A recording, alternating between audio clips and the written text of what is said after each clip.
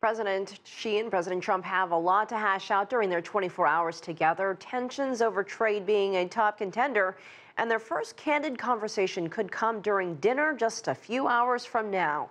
Sean Callebs is live in Palm Beach, Florida with a preview. Sean. Elaine, behind me over my left shoulder, you can see Mar-a-Lago, and we can tell you not only is President Xi down in the area, if you see U.S. President Donald Trump just landed. His vehicle is now pulling out, Air Force One landing at the Palm Beach International Airport. Just a few moments ago, he got into this vehicle with the First Lady as well as his daughter Ivanka Trump and her children, and then they're going to make their way over to Mar-a-Lago. Right now, we can tell you that President Xi Jinping and his wife have arrived in the resort where they are staying about 8 to 10 kilometers to the south of Mar-a-Lago. There they're going to regroup and kind of rest for a little bit before they come down to Mar-a-Lago later on this evening and have their first face-to-face discussion with U.S. President Donald Trump. And Trump appeared on TV in the United States earlier today and once again reiterated his concern that he believes that the discussions between he and the Chinese leader could be very difficult. We have not been treated fairly on trade for many, many years. No president's taken care of that the way they should have, and we have a big problem with North Korea. We're going to see what happens. But I will tell you, we'll be in there pitching, and I think we're going to do very well.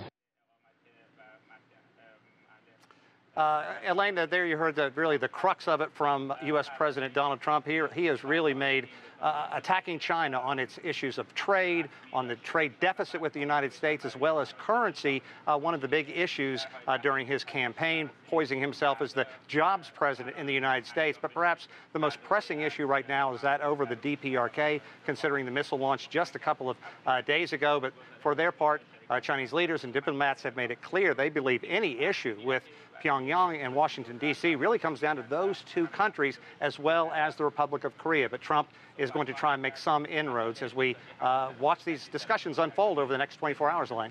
So, Sean, definitely a small window to get some big things accomplished. We see just a moment ago the motorcade leaving. What is supposed to be on the schedule during the next 24 hours? You're exactly right. And this isn't one of these kind of long, slogging type sessions where they roll up their sleeves, dig in their heels, and try and wrestle concessions away from each other. This is a time for these two sides to sit down and think about the experience that President Xi and his contingent have really garnered over the past several years. They've been on the global stage for a long time now, a very well-oiled machine that works very well together. Contrast that with Donald Trump, who's been in office only about 10 weeks, and the chaos that has really accompanied that. So the Trump administration really trying to learn to speak with one voice. The U.S. ambassador, the Chinese ambassador to the United States, has made some inroads with Trump's son-in-law, Jared Kushner, a very influential senior aide to President Donald Trump. So that's important. But here's how it's going to play out over the next 24 hours. We know that later today, the Chinese First Lady and President Xi will come down to Mar-a-Lago.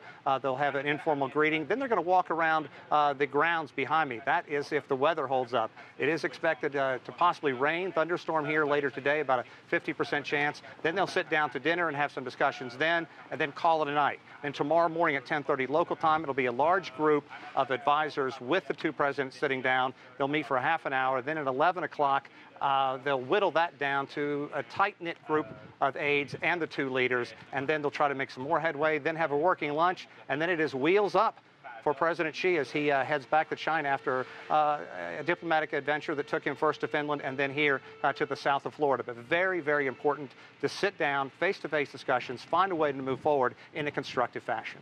All right, Sean Callebs live in Palm Beach, Florida.